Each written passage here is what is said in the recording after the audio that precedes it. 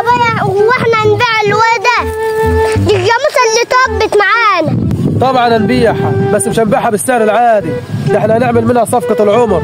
يا ابويا الجاموسه لما تاكل ولا لما تجيب لبن؟ ما هنا هتبان الشطارة، وانا اخليها تجيب فلوس احسن من الجاموس الصغير وبأعلى سعر. اعمل ايه يا ابويا؟ مليانها زيت اسود عشان تبان ان هي صغيره، وهنوكلها ونعلفها عشان تجيب لبن كتير، وهنسقيها عشان تجيب لبن وتبكر كتير. دي سر المهنه دي. ايوه يا ابويا، هي كده بنت اللي هي صغيره. صح. هاي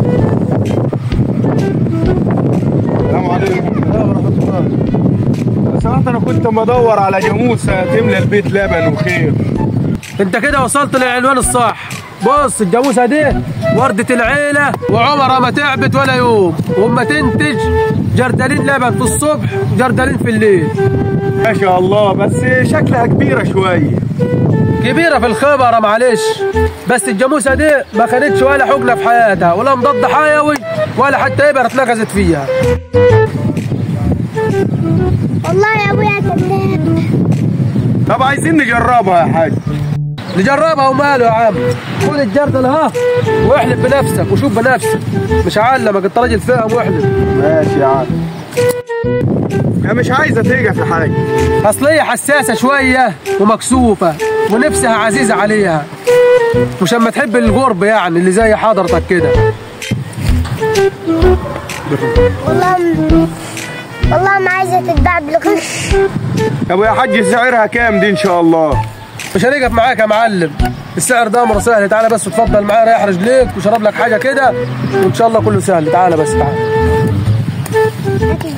حبيبي ايمن، انا هروح اكلفت الزبون ده وانت خليك جنبها هنا تسقيها بس، اوعى تيجي عند حاجه تاني عشان الدهان اللي عليها ما يروحش.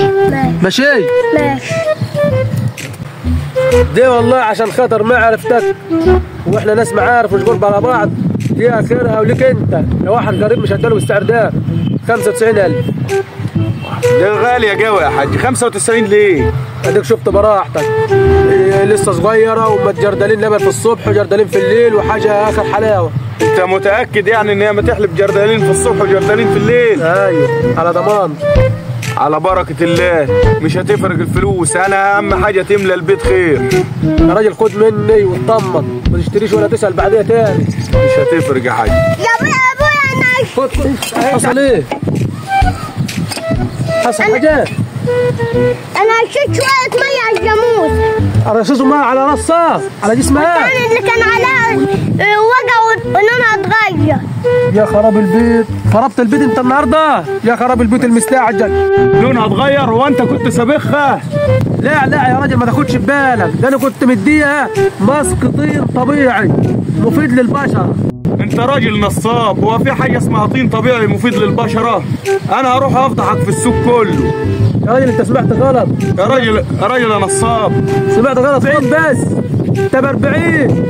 عارف يا ابويا الغش عمو قصير، وبرضه كشفت الملعوب. والله ما حد كشف الملعوب غيرك انت، وقفت بيع الجاموسه اللي كنا نخلص منها. لو كان عليها قلبانه ورده استحملت الدهان اللي حطينا لها وسكتت. ما حدش وقف السرقه غيرك انت بدماغك الحلوه.